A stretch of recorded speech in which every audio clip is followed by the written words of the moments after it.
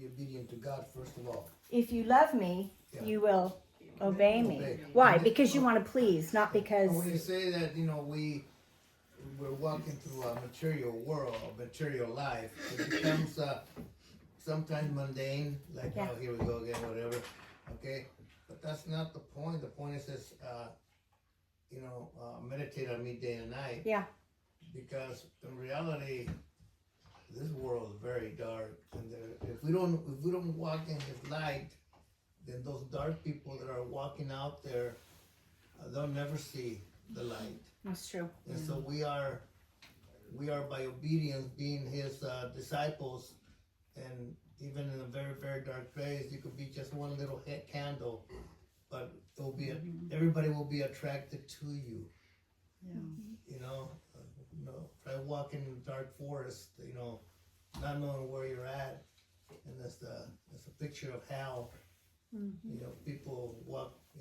The Bible does say that hell is like darkness. And my worst hell was a very cold, dark place. Because I meet a lot of people on there. A lot of them are in misery and they don't even know it. They're looking for an answer and they don't even realize it. But the answer is right there all along. I'm glad you brought that up because Abba gave me something this week. I wasn't sure when I was supposed to share it, but it goes really well with what you just said. The book of Revelation scares some of you. Take a deep breath, exhale.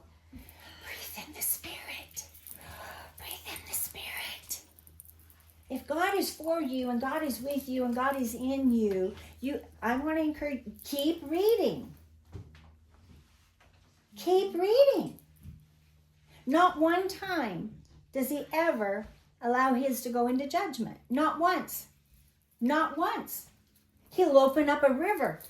He'll open up an ocean. He'll have you build an ark and get inside and go in a cocoon and be protected. He'll knock down the walls. He'll send chariots of fire that men can't see. He'll make a way. If you worry and you fear, you're wasting time and you're doubting. That's doubt. That's doubt. So what He showed me this week, I'm going to give it to you in a nutshell because I think it's for another time, but I'm going to give you the nutshell that goes with what Papa said. You need to keep reading. You need to keep reading. And when you have spare time, read some more. Or put it on. I crochet. I embroider. So what do I do while I'm doing it? I'm listening. I'm going to put it on the ESV version and I'm going to listen to it. So every time I crochet, you're getting scripture.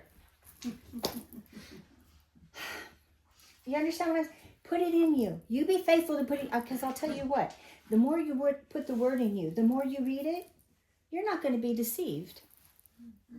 It says, even the elect, if that were possible. It's not possible if you choose to set yourself apart and you choose to keep putting the word inside of you. And the more you just keep putting it in you, and there's no possible way. Somebody comes along, well, I don't know. Well, I do.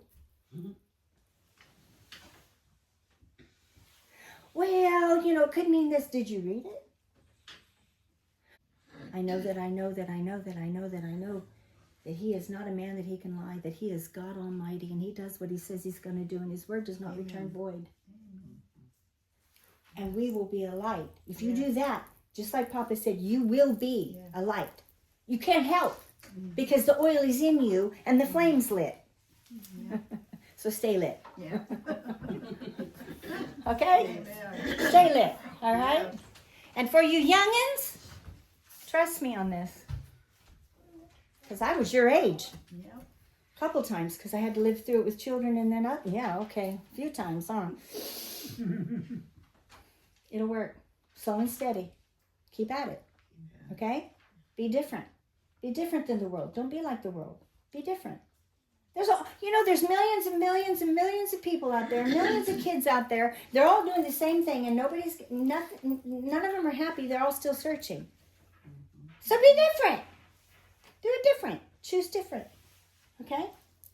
When it says, be ye holy for I'm holy, it means be separate. Be different. Be a standout. Be a standout. Yeah. Be a little twisted. Yeah. It's fun. It is fun. Be twisted. What is twisting? What's the word I'm looking for? Intertwining. Yeah. Wait.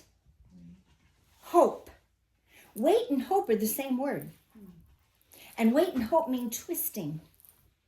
Look at the shofars. They're twisted. And they give out a beautiful sound.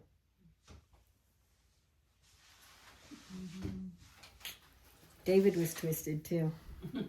Just saying. Solomon would. Isn't that sad? Isn't that sad?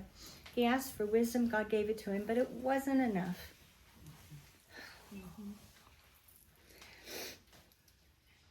See, David was out in the fields. David had no choice. He was sent out to watch his father's flock. It was his responsibility. I wonder what responsibility Solomon was given. I really quickly want to go into James. Okay, is it really James? Jacob. Okay. I want to go backwards just a little bit. Verse 5, without reproach. Because we talked about God who gives generously. We talked about wisdom. But I did not talk about without reproach. What is reproach? Chiding someone for something they ought to know. Chastisement, right? Yeah. Not necessarily what they ought to know. Or what But- someone but- presumes you ought to either know. But not if it's a child. No. Children don't know. Okay? So, yes, for us, we should know, right? Older children, we think we should. Maybe or maybe older teens, we think they should know. But if we've never explained it or never pointed it out, okay? So, my philosophy is different than the world's when it comes to child rearing, when it comes to, even us, even adult rearing. faith walk rearing. When I correct, do I go through this litany of belittling you?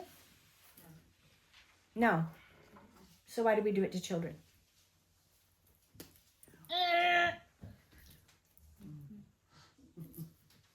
But we do. Why? Train up. Edify. Teach. For a child, that's, let me show you how. Let me explain it to you. I'm going to walk. Miles, did I show you how to do things? Yes. And once I showed you, at that point, who was responsible? Did I show you again? No. Now, if you blew it, I would probably ask you a question. Did you do that right? And allow him to figure it out. At that age. Charlie's different, right? That age is different. Thank you for letting me pick on you. See, he learned, right? You know. You see what I'm saying? God doesn't carry a club or a brick or a rock. Cain and Abel. When he came at Cain was a sinner, right? I mean, he was just a bad dude. He was God's enemy, right? No. Thank you. Good answer. No, he was not. He was in the kingdom. He was in the land. He was in the courtyard. If you've been following, right, my teaching of Israel being the courtyard, like to the tabernacle, right? He spoke to him. He's having communication with him. They have relationship. Do you understand? He wasn't outside the camp. Not yet. And so God's having a conversation with him. Does he beat him over the head? Does he say, Cain, I don't know why you're doing that. Cain, you shouldn't do this. Cain, you have command. Why? Because he's given him everything he needs. He knows what to do. Why? He's asking him questions. He's drawing him. Trying to get him to make the what? Right decision. See, training and teaching isn't about making you do the right thing. It's about helping you choose the right thing. That's training. That's education. That's love. Does that make sense? I'm not going to beat you over the head. Well, I might kick you in the butt. All right, I'll have to edit that out. All right, anyway.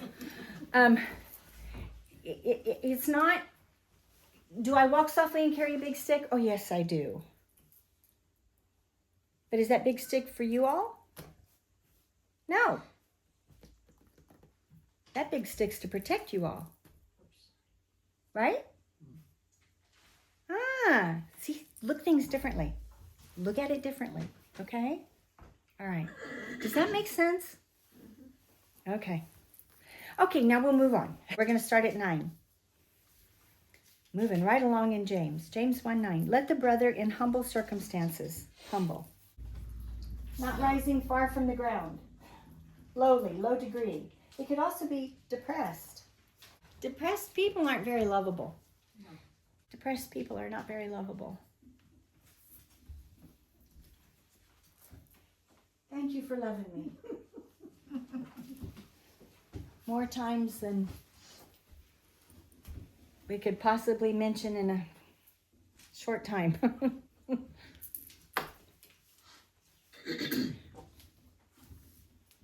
Bum on a street. You know, we look with our eyes. Somebody who's well dressed, somebody who speaks, who's eloquent, and we want to be friends with them. But that is not what God tells us. I need someone to look up Proverbs 11:2. Who would like that one? Numbers 12:3.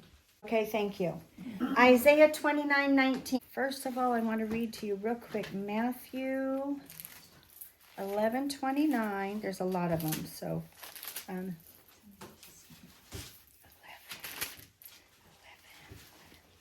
Take my yoke upon you and learn from me. Anybody know this verse? Mm-hmm. Because I am gentle and humble in heart. What? Yeshua was of low degree and lowly? Yeah, he had no form that was appealing to man. Have you ever read Isaiah? Mm-hmm. He wasn't charismatic. He wasn't appealing. He wasn't the handsomest dude in the room. It was the character.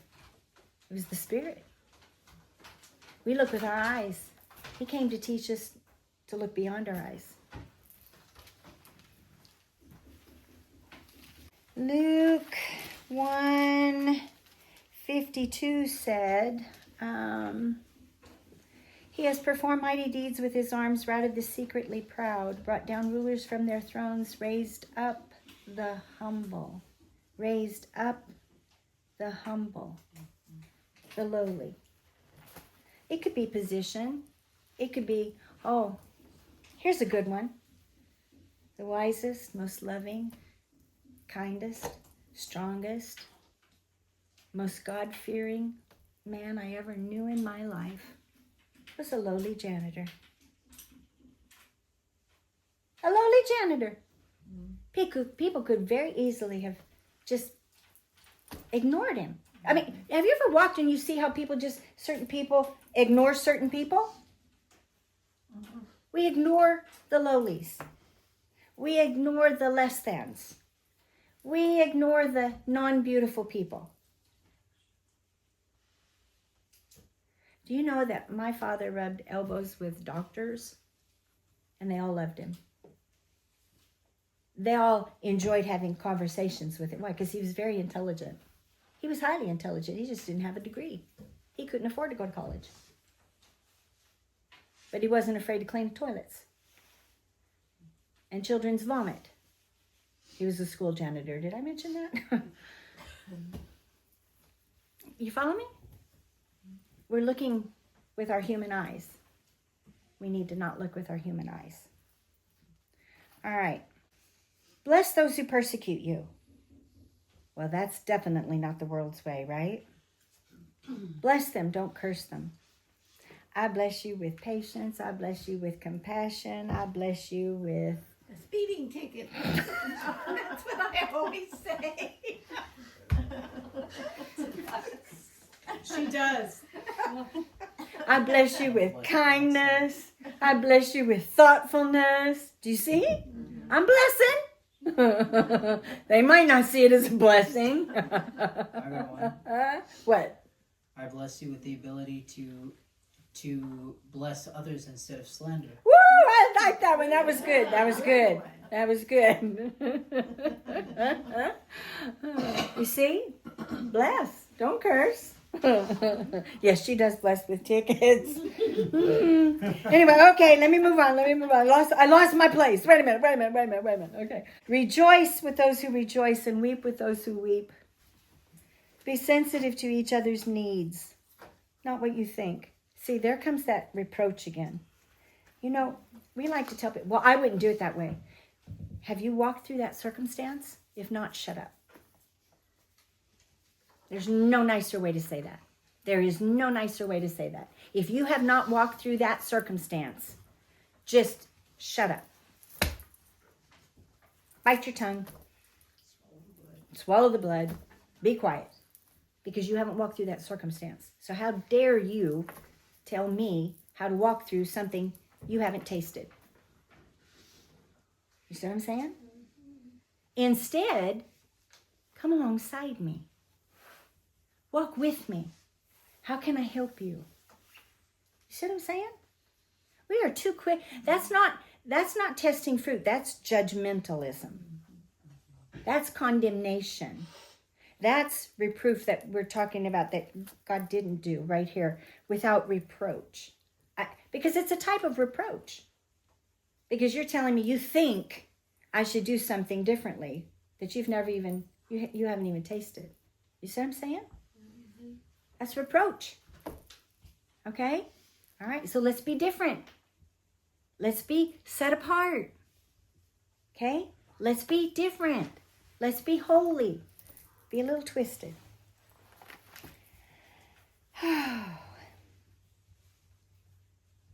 Where am I? Romans 12. Where is it? There it is. Okay. Be sensitive to each other's needs. Don't think yourselves better than others, but make no way humble people your friends. Make humble people your friends, not the beautiful people. Not the rich people. Not the better than. Make favor with your enemies. Well, that's a different one, but yeah. And you know what? By love and humility, you can make an enemy a friend. Mm-hmm. Yeah. I know for sure it's done. I've had it happen on more than one occasion. Mm-hmm. Bona fide enemies. Antagonistic enemies. People who work to undermine and destroy enemies have become friends. So, thank you. Yes. Okay? All right. Rejoice. So don't be lazy. Oh, wait a minute. Excuse me. Love each other devotedly with brotherly love. Set examples for each other in showing respect. Even to the lowly? Yeah. They're made in the image of God too. Love each other devotedly. All right. Don't be lazy when hard work is needed, but serve the Lord with spiritual fervor. Whatever work you're doing, you do it as unto the Lord. Rejoice in your hope. Be patient in your troubles. Continue steadfastly. Share what you have with God's people. Practice hospitality, even with the unlovable. Bless those who persecute you. Bless, don't curse. Rejoice with those who rejoice. Weep with those who weep. Be sensitive to each other's needs. Don't think yourselves better than others, but make humble people your friends. Don't be conceited. Don't think more highly of yourself. Because it's a pride goeth before a fall. Mm-hmm. Have you ever read Yertle the Turtle? Yertle the Turtle is a really good book. Because the turtle on the bottom of the stack was named Mac. And he'd had enough, and that Yertle was then soon king of the mud. Pride goeth before a fall. Okay? I'm telling you, Dr. Seuss had some really good, deep theological books. Just saying. Adonai says, vengeance is my responsibility, his. He will repay. Okay? All right, I forgot who I had, but whatever order I gave it in, whatever that order, do that. Who had the first one? I think I did. Okay, Proverbs 11:2. okay. First comes pride, then disgrace. But with the humble is wisdom. First comes pride, then disgrace. Oh, Yertle the turtle again. But with the humble Wisdom. comes wisdom. Wait a minute. If any of you lacks wisdom, you know you're asking for humility. Okay, what's the next one? I think it was, Numbers 12:11. okay, thank you. 12:3. Okay, Now this man Moshe was very humble, more so than anyone on earth. Moshe, who didn't have a home, lived in a country not his own, raised in Pharaoh's house not his own, in a king's palace, right? Not his own, had power and authority. God spoke to him in a burning bush. He goes before Pharaoh, but God calls him what? Humble The most humble man. on earth.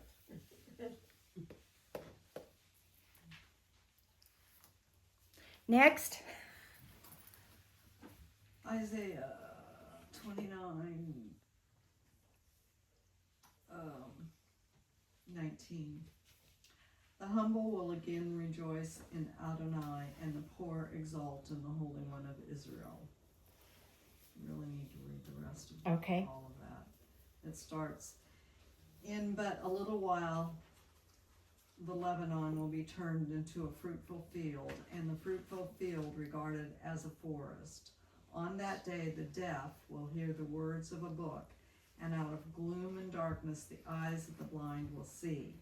The humble will again rejoice in Adonai, and the poor exult in the Holy One of Israel. For the tyrant is now nothing, the scoffer is finished, and all alert to do evil are cut off. Those whose words make a man out to be a sinner, those who set traps for the arbitrator at the city gate, and those who groundlessly deny justice to the one in the right. Where do you want to be? Just saying. Okay, let me go to this one, because if this one doesn't get you, I don't know what will. I am going to Proverbs. What's the other wisdom book? Proverbs and James. Oh, please, yes. Proverbs. James, we're in the book of James, which we call the wisdom book. The other wisdom book is Proverbs. Okay. So, Proverbs 15, verse 33. The discipline of wisdom is fear of Yahweh, Adonai. So before being honored, a person must be humble. Humble yourself in the sight of the Lord, and he will lift you up. If you don't have humility, you ain't very much. You're no big deal. Okay? In God's kingdom, if you don't have humility, you're nothing special. Okay. Wow, how far did we get? Not even one whole verse.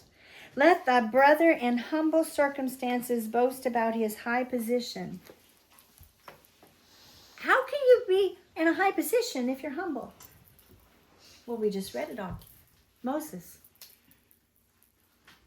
Fear of God, wisdom, is in what? Humility. See, part of humility is knowing I didn't do anything for this. Sure, I said hineni, but it wasn't my doing.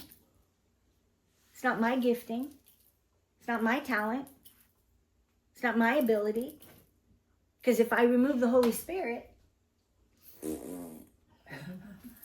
right? Okay. Humble, low, as opposed to high or lofty. Not magnificent. He was not magnificent. He didn't. You know, it said that he came, but he did not set himself out to be equal to God. Why? Because he brought himself into a lowly position. He was born like a lamb for slaughter. That's lowly. Okay. Look at this one. God resisteth the proud, but giveth grace to the humble. Humility. Freedom from pride and arrogance. Humbleness of mind. A modest estate. In other words, it's an honest estimate of who you are. Right? Apart from God, I'm nothing. Right? No big, no, nothing. Matter of fact, in the world, I'm foolish. Before honor is humility. Okay? All right. Whoops. Nope, that's not where I want to be. That's not where I want to be either. Okay. All right, let's see how far we get. But let the rich brother boast about his being humbled, since like a wildflower he will pass away. If his confidence, okay, does that mean all rich people are not going to make it into heaven? No, but it's easier for a camel. Just saying. If someone, however, has learned humility. See, Solomon had everything. David had nothing. When you have nothing and you start from humility and you gain, I think it's probably the easiest and the best way for you to remain tethered and grounded. But you start out with everything. Where's your depth? Where's the testing? Where's the trial? Where's the reliance on God? Not you. Right? Where's that? So if we give our children everything, right? Even the little ones, she works. She works for it. This week she went to the thrift store. She wanted something. I said, if you got your own money. She did. But do you see what I'm saying? That's how we teach and that's how we train. Okay? So I have a lot of wealthy children who haven't been taught work ethic. But then you can look at some wealthy people. I can think of somebody in a White House. His children were taught work ethic. They weren't handed everything. That's the way you do it. Okay? You don't work, you don't eat. You're hungry? Here's what you do. Plate will be on the counter, or you can have peanut butter sandwich when you're done. Or maybe you'll make it for tomorrow's meal. For just as the sun rises with the sharav, that means the desert wind. It's a very hard it's an easterly wind, and it dries. And it dries up the plant so that its flower falls off and its beauty is destroyed. So too the rich person going about his business will wither away. Okay? If he hasn't what? Learned the humility first. Okay? If you're grounded in humility, you're going to be fine. How blessed is the man who perseveres through temptation. This is trial.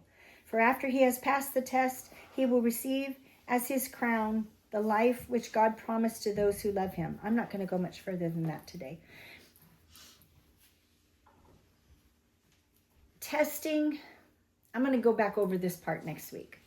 But testing is for our benefit. Okay? Testing, like silver, it pulls out things, it shows and exposes things that need to go away. Okay? It's like purging, which I'm going to get to when we get into Genesis and Noah. I'm going to go over that. So I kind of want to stop right here and not really go into it here. And next week we'll go kind of, I kind of go back and forth because the ideas build on each other. So I really want to explain it to you in Genesis, not here. Does that make sense? Because where's our foundation? The Old Testament, right? That's our foundation. Okay? All right. So humble, humility, not false humility. Oh, no. That's false humility. Okay? Oh, you did that really well. Thank you. Yes, I worked really hard. I did that. That's not pride. You see what I'm saying? We mix up pride and humility. It's okay to be good at something and to know that you're good at something. It's when you boast, it's when you hold it up, lord it over, use it as something to influence. Now it's pride. Okay? Does that make sense? Okay.